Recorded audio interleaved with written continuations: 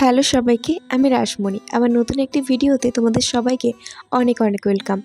আজকে সন্ধ্যাবেলা একটু চিকেন রান্না করব। হঠাৎ করে পিসিমা ফোন করলো, পিসিমা নাকি আসবে। তো সেজন্যই ভাবলাম যে কি আর রান্না করব। তো বৃষ্টি হচ্ছে আর চিকেনটাও খেতে ভালো লাগবে। তো সেই জন্য এদিকে চিকেন রান্না করার জন্য জোগাড় যন্ত্র করে নিয়ে সব বসে পড়েছি। এদিকে প্রথমেই চিকেনের আলুগুলো ভেজে নিচ্ছি।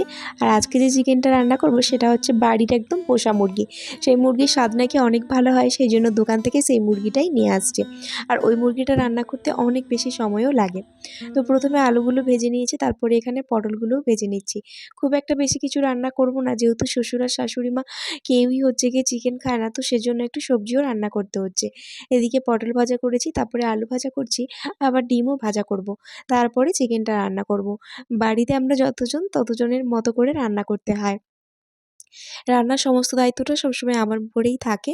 তো আমি যেহেতু বাড়িতে চিকেন রান্না করি, শাশুড়ি মা খায় না, তো সেজন্য রান্নাও করে না। আর আমিও যদিও মাছ খাই না, যেসব মাছ আমি খাই না সেসব মাছ কিন্তু মাই রান্না করেন। তো আমাদের এভাবেই কিন্তু রান্নাবান্নার মানে এগুলো চলে। তারপরে এখানে আমি এর আগে স্ন্যাক্স ভেজেছিলাম, সেই তেলটা ছিল, সেটাও দিয়ে দিলাম। তার সাথে একটু সরষের তেল দিয়ে দিয়েছি। তো উপরে গোটা গরম মসলা দিয়ে দিয়েছি, আর বেশ খানিকটা পেঁয়াজও কেটে দিয়ে দিয়েছি। আচ্ছা, তোমরা রান্নাতে পেঁয়াজ বেটে দাও নাই কুচিয়ে দাও, সেটা একটু কমেন্টস করে জানিও তো। তারপরে পরিমাণ মতো লবণ আগেই দিয়ে দিয়েছি, কারণ লবণটা দিলে পেঁয়াজটা তাড়াতাড়ি গলে যাবে বলে আমার মনে হয়।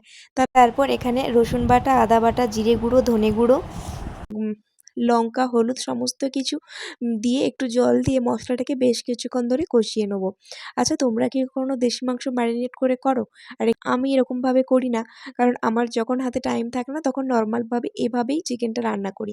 আর যখন টাইম থাকে, অগাধ টাইম, তখন একটু কষিয়ে টষিয়ে রান্না করি। আর আমার এই দেশি চিকেন খেতে সত্যি কথা বলতে খুব একটা ভালো লাগে না, কারণ ওই শক্ত শক্ত মাংস খেতে আমার একেবারেই পছন্দ নয়। আমি একটু ব্রয়লার মাংস খেতেই বেশি ভালোবাসি। কিন্তু শ্বশুরবাড়ির কেউ আবার ব্রয়লার মাংস খায় না। তো সেজন্যই এই দেশি চিকেনটা খাওয়াতে আমাকে অভ্যস্ত করতে হয়েছে। তো যদিও খাই, সেটা আবার ঝাল ঝাল দেখে। আর চিকেনের পা আমার বড্ড প্রিয়।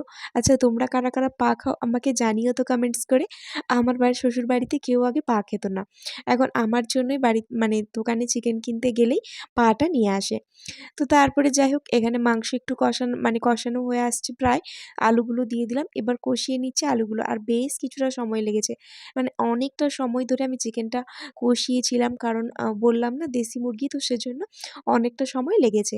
তারপরে এখানে দেখো আমার চিকেন রান্না প্রায় হয়েও এসেছে। আর গরম গরম চিকেন আর গরম ভাত কিন্তু খেতে বেশ ভালো লাগে। তবে আজকে আমি ভাত খাবো না, আমি খাবো মুড়ি। আমার সন্ধেবেলা ভাত আমি একেবারেই পছন্দ করি না, আর খাইও না। সবসময় মুড়িটাই খাই, বা যে কোনো শুকনো খাবারই খাই।